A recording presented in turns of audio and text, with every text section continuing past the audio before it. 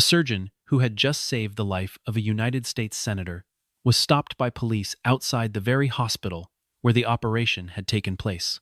His crime, in the eyes of the officer who approached him, was nothing more than a hooded sweatshirt, an aging sedan, and a refusal to step away from a cooler holding a donor heart. Within minutes he was on his knees in the rain, hands cuffed behind his back, while a small crowd gathered under umbrellas to watch. When the police chief arrived to confirm the arrest, the surgeon said only 2 words. The chief's face went pale, and the entire scene fell into a silence that nobody there would ever forget. The rain that autumn evening was thin and cold, the kind that never quite became a storm, but never let up either,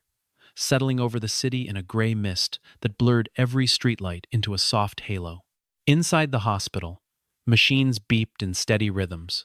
Nurses moved between rooms with practiced urgency, and somewhere beneath all of it, a man who had spent the better part of his life learning how to hold a human heart in his own 2 hands was finishing the hardest shift of his week. Nobody in that building doubted his skill. Outside its walls, in the space of a few short minutes, none of that would matter at all. Marcus Bennett walked out of operating room 4 a little after 9 in the evening, his scrubs soaked through at the collar, his hands trembling from 10 straight hours of concentration. Behind him, a surgical team was still finishing the final checks on a patient whose heart had stopped twice on the table before Marcus brought it back both times.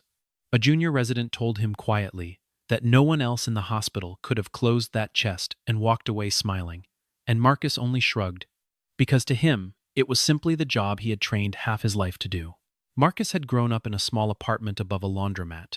the son of a nurse's aide who worked double shifts to keep the lights on, and he had never forgotten what it felt like to watch his mother come home exhausted and still find the energy to check on a neighbor's sick child before dinner. That memory had followed him through medical school, through residency, through every long night since, shaping a man who measured his worth, not by the letters after his name, but by the steadiness of his hands when it mattered most. Colleagues sometimes joked that he could have built a private practice worth millions by now,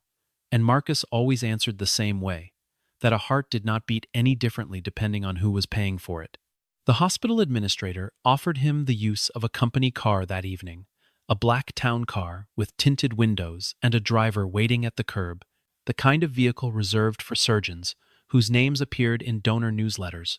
Marcus declined, the way he always declined, and walked instead toward the far corner of the parking garage where his own car waited under a flickering light. It was a sedan more than 20 years old, the paint faded to a dull gray, one hubcap missing since a winter 3 years earlier that he had never gotten around to replacing. He pulled a gray hooded sweatshirt over his scrubs because the autumn air outside had turned sharp and cold, and because comfort, after 10 hours on his feet, mattered more to him than appearances. In his other hand, he carried a rigid medical cooler, its surface lined with sensors and a small digital display that blinked a steady green. Inside it rested a segment of donor heart tissue, flown in that morning from another state, needed at a transplant facility across town before it lost viability. A courier service had fallen through at the last minute, and Marcus, without hesitation, had volunteered to drive it himself. The clock on his dashboard read 8:51 when he pulled out of the garage, and the transplant team on the other side of the city had made it clear that the tissue needed to arrive within 35 minutes or the entire procedure would have to be postponed. Rain had begun to fall in a fine mist, blurring the streetlights into soft halos, and Marcus drove carefully, the cooler belted into the passenger seat like a second passenger who mattered more than he did. He glanced at the clock again, calculating the shortest route, thinking only of the patient waiting on the other end. He never saw the second set of headlights fall in behind him until the flash of red and blue lit up his rearview mirror, painting the inside of the old sedan in alternating colors. Marcus felt his pulse tighten in his chest, not from fear exactly, but from the sudden awareness that every second now counted twice as much. He signaled, pulled to the curb along the hospital's outer perimeter road, and reached for the cooler to keep it steady, already rehearsing in his mind the calm explanation he would give. Officer Kyle Mercer approached the driver's side with his flashlight raised before his badge, sweeping the beam across the sedan's cracked windshield and the hooded figure behind the wheel. He rapped twice on the glass and ordered Marcus to step out of the vehicle immediately, his voice carrying the clipped edge of a man who had already decided what kind of night this was going to be. Marcus rolled the window down slowly, keeping both hands visible on the wheel, and explained in an even voice that he was a physician transporting time-sensitive medical tissue under a strict deadline. Kyle's eyes moved past Marcus to the cooler on the passenger seat, its lid sealed with tamper tape, its display blinking with numbers he did not recognize. He asked what was inside it, and when Marcus answered that it contained donor heart tissue destined for a transplant across the city, the officer's expression only hardened further, as though the explanation itself sounded like a lie rehearsed too smoothly. Marcus offered, calmly, to have the officer call the hospital directly, gave him the extension of the transplant coordinator, even offered his own hospital identification badge clipped inside his sweatshirt pocket. Kyle did not reach for the badge, did not radio the hospital,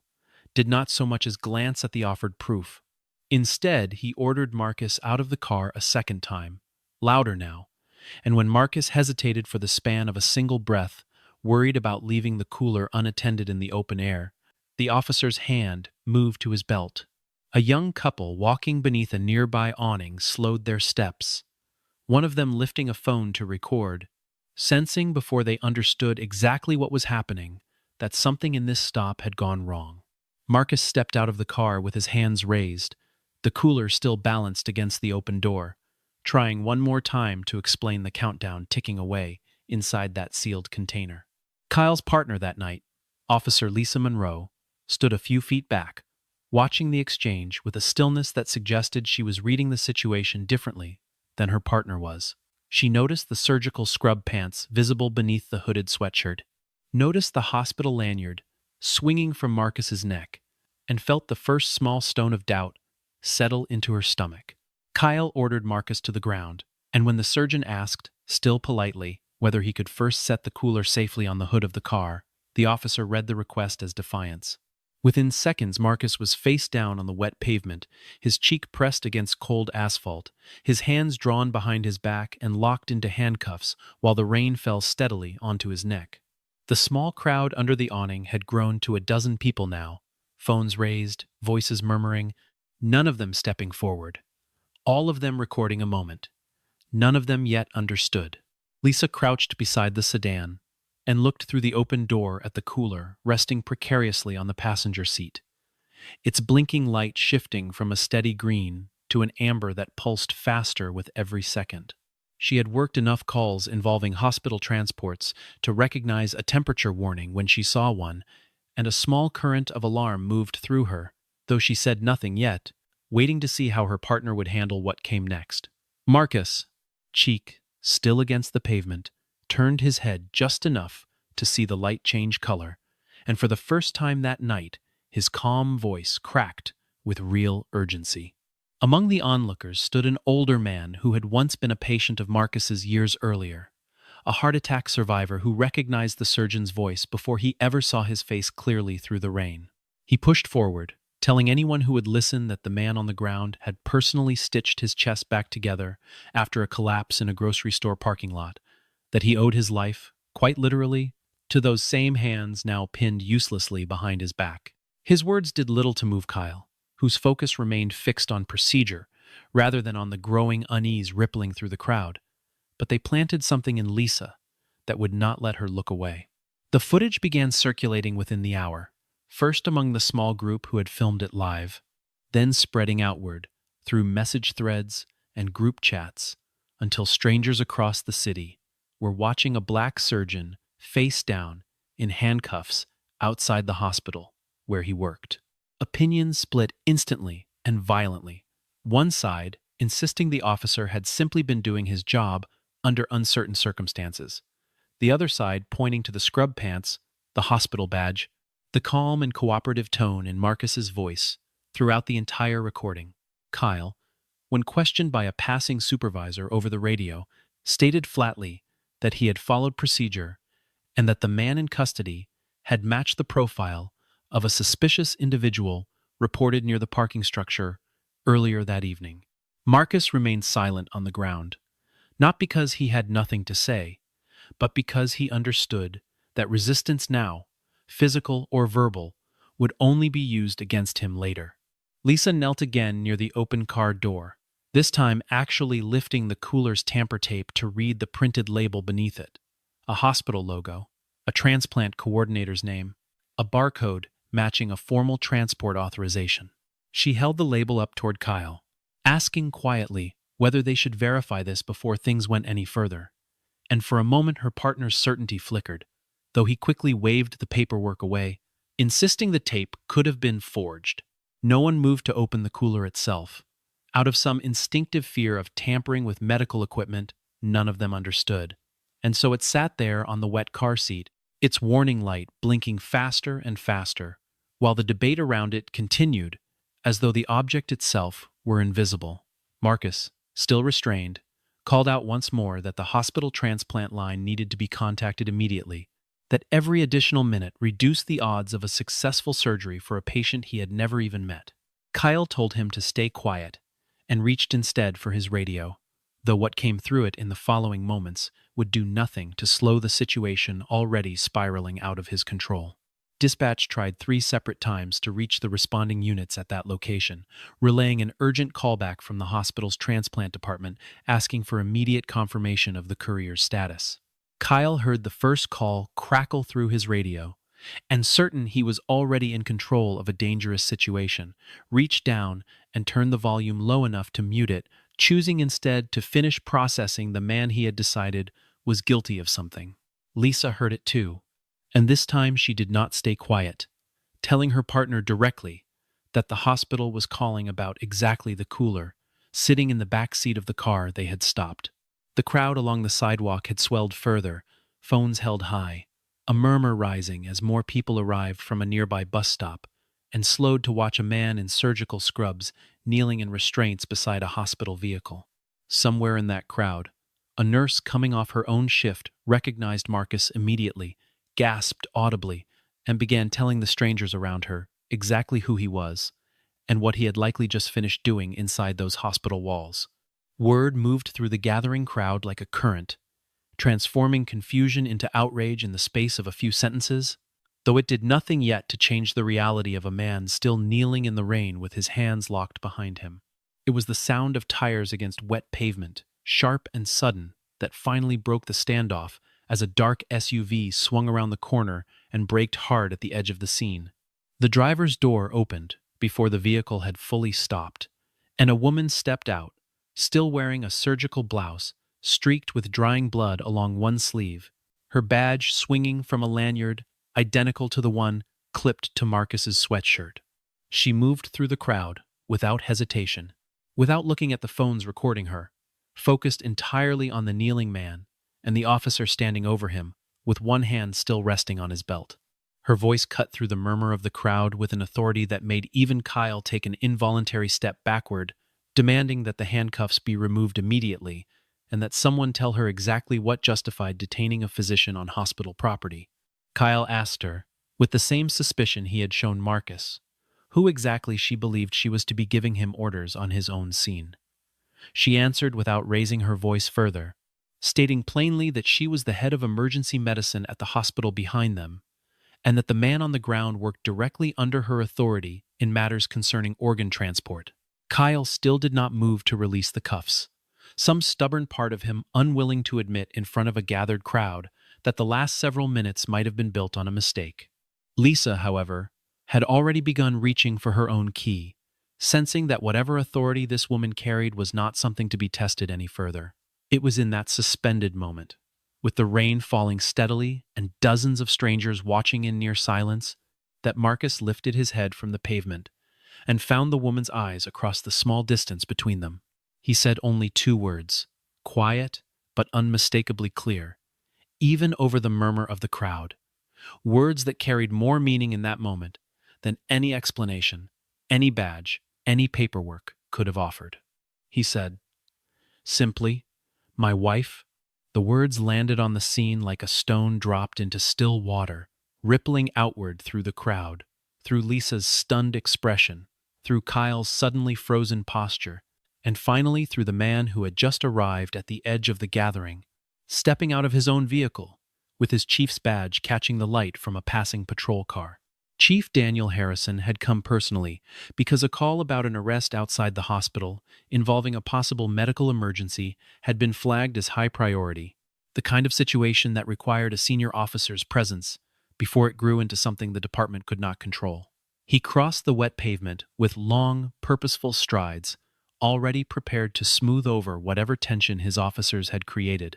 already rehearsing the calm authority he had carried through 3 decades on the force. What he was not prepared for was the sight of his own daughter standing over a man in handcuffs, her surgical blouse still marked with the blood of the patient she had just helped save. The words "my wife" reached him a half-second before his eyes fully registered who was speaking them, and for a moment Chief Harrison simply stood still in the rain, his mouth slightly open, his mind refusing to assemble what his eyes were showing him. Emily Harrison had kept her father's surname even after her marriage years earlier, a quiet decision she had made deliberately to avoid even the faintest suggestion of favoritism inside a hospital system, where her father's name still carried weight among certain board members. She had told very few people about the marriage at all, wanting her career built entirely on her own competence, never imagining that her carefully guarded privacy would collide with her father's badge on a rain-soaked street outside her own emergency department. Chief Harrison's gaze moved slowly from his daughter to the man kneeling in cuffs at her feet, a man he now understood he had met exactly twice before, both times at quiet family dinners, where introductions had been kept deliberately vague, both times, without ever learning the man's full name or profession. The realization arrived in pieces, each one heavier than the last, that the surgeon his officers had thrown to the ground outside a hospital was the same man who had sat across from him at his own daughter's dinner table, laughing quietly at some story about a difficult patient. For several long seconds, the chief said nothing at all, and the silence stretched across the crowd, until even the strangers holding up their phones seemed to sense that something far larger than an ordinary arrest was unfolding in front of them. 30 years on, the force had taught Daniel Harrison how to read a scene in seconds, how to separate fact from noise, how to keep his voice level even when everything around him was unraveling. None of that training had prepared him for the particular vertigo of watching his own daughter, blood still drying on her sleeve, standing over a man he now understood, shared his family's holidays, his daughter's laughter, a life he had never once been allowed to fully see. He thought, absurdly, of a dinner 2 years earlier, when this same man had passed him a dish of mashed potatoes across a crowded table, and he wondered how he had failed to ask a single meaningful question about who he really was. It was Emily who broke the silence first, her voice steady, despite the tremor beneath it, demanding that the handcuffs be removed from her husband immediately, and that someone explain to her exactly what evidence had justified any of this. Chief Harrison, still visibly shaken, turned to Kyle and asked in a low voice what specific probable cause had led to the detention of a man who was, by every visible indication, a hospital physician engaged in a medical transport. Kyle stammered through an explanation about a suspicious vehicle report and an uncooperative attitude, but the words sounded thinner with every second, especially as Lisa quietly produced the tamper-taped label from the cooler and handed it directly to the chief. While the handcuffs were finally unlocked, the crowd around them had begun to piece together fragments of who Marcus Bennett actually was, and a low wave of recognition moved through the gathering, like a second current beneath the first. Someone in scrubs near the hospital entrance called out his name, and within seconds, a small group of nurses and technicians had gathered at the edge of the scene, several of them visibly emotional at the sight of their most respected surgeon kneeling in the rain. Marcus Bennett had spent nearly 15 years inside that hospital's cardiac unit, and in that time he had personally performed transplant surgeries, credited with saving more than 300 lives, a number the hospital's own annual reports repeated with quiet pride. He had been offered positions at some of the most prestigious research hospitals in the country,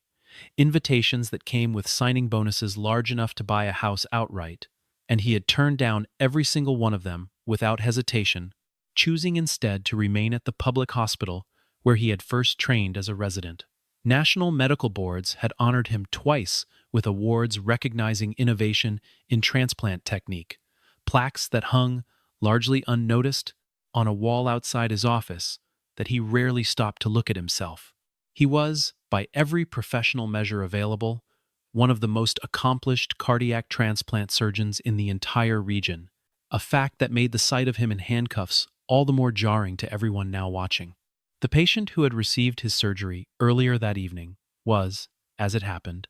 a sitting state senator whose office had specifically requested Marcus by name after learning of his transplant success rate, a detail that would only become public later but which added an additional layer of gravity to everything unfolding on the street. The cooler resting in the back of his car, the one that had triggered the entire confrontation, held a segment of donor heart tissue valued at several $1 million in research and preservation costs, intended for a second transplant procedure scheduled to begin within the hour. As Chief Harrison finally lifted the cooler carefully from the seat, his hands noticeably unsteady, the warning display blinked its amber light one final time before shifting into a solid, unmistakable red. Lisa moved quickly, activating the small camera clipped to her uniform and calling out for someone to retrieve a portable cooling unit from inside the hospital immediately, her voice carrying an urgency that finally seemed to register with everyone standing nearby. A technician sprinted from the emergency entrance with a replacement container, and within a tense 2 minutes the tissue had been transferred, stabilized, and rushed inside under Emily's direct supervision, her medical training taking over, even as her personal work. Marcus, finally free of the cuffs, rubbed his wrists once but made no move to follow the tissue inside, his attention instead fixed on the small device clipped to Lisa's uniform, the one that had been recording the entire encounter from the very first moment. Lisa offered to play the footage back immediately, and Chief Harrison nodded once, his jaw tight, already dreading exactly what the recording would show him about his own department. The footage confirmed everything Marcus had said from the very beginning. His calm explanation of the medical transport, his repeated offers of identification, his request that the hospital simply be contacted to verify his story before anything escalated further. It showed, in equally unmistakable detail, Kyle's refusal to check the badge, his decision to mute the incoming radio calls from dispatch, and his choice to physically restrain a cooperative man rather than take 30 seconds to confirm a claim that could have been verified with a single phone call. Kyle stood at the edge of the gathering with his arms crossed, insisting the footage would show he had acted within department guidelines, that a nervous man refusing at first to leave his vehicle was reasonable grounds for caution given the late hour and the empty parking structure nearby. But as the crowd around him watched portions of the footage replayed on a nearby phone, passed hand to hand among the nurses and bystanders who had gathered, the murmurs shifted from confusion into something sharper, closer to anger, directed now squarely at the officer rather than at the man he had detained. Chief Harrison, watching his own department's credibility unravel in real time on a public street, made a decision he would later describe as the easiest and hardest of his entire career, ordering an internal investigation to begin that same night, before either officer left the scene. Marcus, for his part, showed no interest in confrontation, no desire to raise his voice at Kyle or demand an apology from the chief standing before him, his mind already moving past the humiliation of the last 20 minutes, toward the only question that actually mattered to him. He asked Emily directly whether there was still time to complete the second transplant procedure, his voice carrying the same steady focus it had carried in the operating room, hours earlier, as though the handcuffs and the rain and the crowd had simply been an inconvenient detour. Emily checked the time on her phone, did a quick calculation in her head, and told him they had perhaps 20 minutes if they moved immediately, and Marcus was already walking toward the hospital entrance before she finished the sentence. Nurses parted to let him through, several reaching out to touch his shoulder briefly as he passed, a wordless gesture of solidarity that meant more to him in that moment than any spoken apology could have. Emily fell into step beside him, stripping off her damaged blouse as she walked and calling ahead to have a fresh set of scrubs waiting, her surgical team already assembling by the time the two of them reached the elevator. Behind them, Chief Harrison stood in the rain beside his own patrol car, watching his daughter, and the man he now understood to be his son-in-law, disappear through the sliding glass doors. the weight of everything he had just witnessed settling heavily across his shoulders. Inside operating room 2, the second transplant proceeded with a precision that gave no outward sign of the chaos that had preceded it. Marcus's hands as steady over the new patient's chest as they had been 10 hours earlier over the senator's. Emily stood at his side throughout, her presence, a quiet anchor, neither of them acknowledged aloud, but both clearly relied upon, the two of them moving through the procedure with the practiced rhythm of a partnership built over years rather than months. When the final monitor confirmed a strong and steady heartbeat nearly 2 hours later, Marcus allowed himself, for the first time since kneeling on the wet pavement outside, to exhale fully and let his shoulders drop. By the time he stepped out of the operating room, the footage from the arrest had already begun, spreading well beyond the small crowd that had witnessed it in person. Picked up first by a local news affiliate whose camera crew had arrived, just as the ambulance carrying the replacement cooler pulled away. Reporters gathered near the hospital's main entrance within the hour, their questions directed at anyone in scrubs willing to speak, and it did not take long before the full story, cooler and all, moved from a local curiosity into a matter of citywide attention. Photographs of Marcus kneeling in handcuffs beside his aging sedan appeared alongside photographs from years earlier of him receiving his National Transplant Award. The jarring contrast between the two images, doing more to fuel public outrage than any written article could have managed alone. Local anchors read his biography on air that same night, the 300 lives credited to his hands, and viewers who had never met him found themselves oddly moved by the story of a man they had only just learned existed. Letters began arriving at the hospital within days, some from former patients thanking him again for surgeries performed years earlier, others from strangers, simply wanting him to know they were sorry for what had happened, each one a small, quiet counterweight to the humiliation of that rainy evening. Marcus read every letter Emily brought home to him, never responding publicly to any of them, keeping instead a small stack in the drawer of his nightstand. Evidence, he told her once, that decency still outnumbered its opposite, even on the worst of nights. The hospital's security office released its own exterior footage the following morning, at the request of Chief Harrison himself, unedited and complete, showing the entire encounter from the moment the patrol car's lights first appeared behind Marcus's sedan. Viewers watched the full 18 minutes without commentary, watched Marcus offer his badge 3 separate times, watched Kyle wave it away, watched the cooler's warning light shift from green to amber to red, while the argument over jurisdiction continued around it. Within the hospital community and far beyond it, Marcus was held up as a symbol of quiet dignity under pressure, his calm insistence on procedure and patience standing in stark contrast to everything that had been done to him. Kyle Mercer was placed on administrative leave within 48 hours, and the internal investigation Chief Harrison had ordered on the street that same night soon widened into something far larger than a single incident. Investigators combing through years of prior complaints against the officer uncovered a pattern of similar stops, disproportionately involving black residents in professional attire, several of which had been quietly settled or dismissed without any real scrutiny at the time. Chief Harrison, reviewing those files personally over the following days, found himself confronting an uncomfortable truth about how much his own department had allowed to slip past unexamined, buried under routine paperwork, and the presumption that his officers always acted in good faith. One file in particular stopped him cold, a complaint filed nearly 2 years earlier by a schoolteacher who had been stopped outside his own apartment building for carrying a stack of graded exams that an officer insisted looked suspicious in the dark. The complaint had been closed within a week, marked resolved with no further action, the teacher's account dismissed in favor of the officer's version of events without a single follow-up interview conducted. Reading it now, alongside 3 similar reports spanning the better part of 2 years,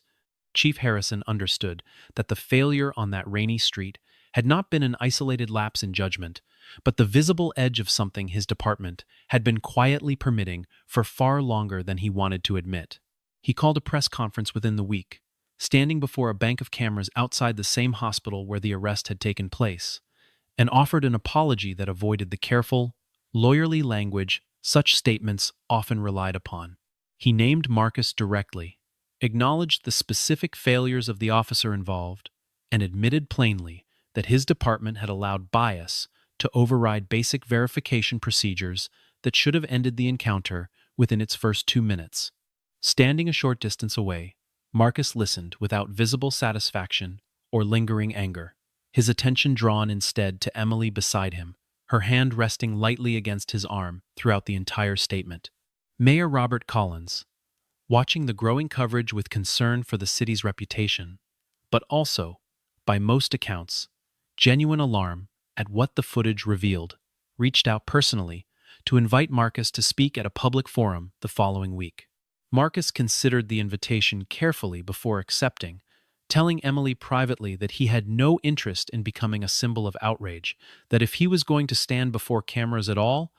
it would only be to speak about something more useful than his own anger. Emily told him she trusted whatever he chose to say, and reminded him, gently, that very few people in his position would have handled the entire ordeal with the composure he had managed to hold on to from the very first minute. The public forum filled beyond its capacity, with additional chairs set up along the back wall and dozens more standing near the entrance, drawn by a story that had, over the course of a single week, become something the entire city seemed to be discussing. Marcus stepped up to the microphone without notes, dressed simply, his surgical badge still clipped to his jacket out of habit rather than intention, and looked out at a room full of faces waiting to hear him name the injustice done to him. Instead, he spoke first about the patient whose heart he had held in his hands that same night,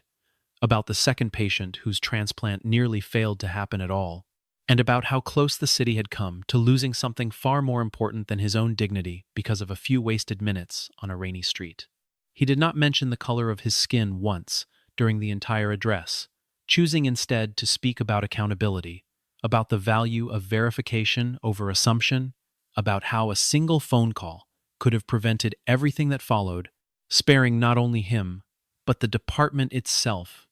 the damage that had since spread across the city. He spoke about responsibility, about the weight every person in a position of authority carries, whether that authority comes from a badge or a scalpel, and about how easily that weight can be misused when caution gives way to certainty without evidence.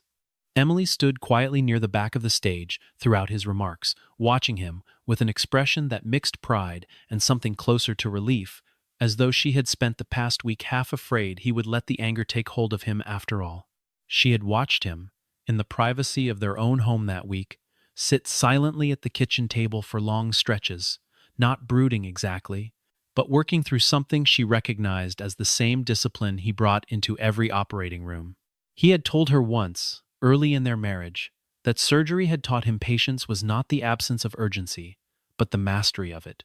and she understood now that he had applied that same lesson to his own fury, letting it settle rather than letting it drive. When a reporter near the front row asked him afterward whether he forgave the officer who had detained him,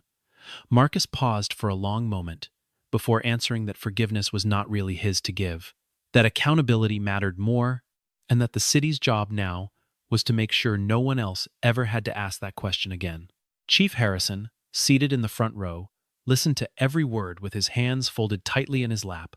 and when Marcus finished, he was the first to rise to his feet, offering a nod that carried far more weight than any applause around him. Afterward, standing together near a side exit away from the remaining reporters, the chief thanked Marcus quietly for the restraint he had shown, admitting that he doubted his own composure would have held under the same circumstances. Marcus told him simply that anger would not have gotten the tissue into that operating room any faster,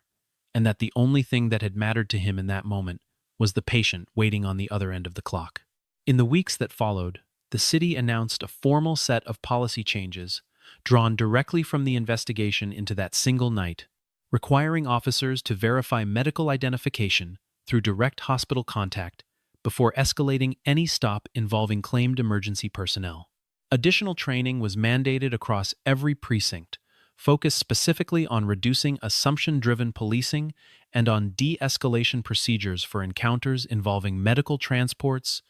professional attire, and unverified suspicion. Kyle Mercer, following the conclusion of the internal investigation,